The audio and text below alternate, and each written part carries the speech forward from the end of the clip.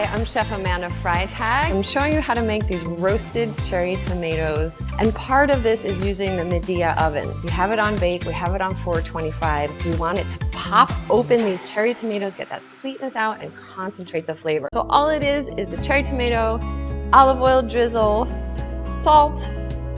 So we're going into a 425-degree oven, and you're literally gonna slide these in because this rack slides out. Have it on that beautiful bottom slide out rack. Works great, especially when you have heavy things. You don't have to struggle. You pull it towards you. Look at those beautiful roasted tomatoes. And this goes really great with my crispy herbed chicken breast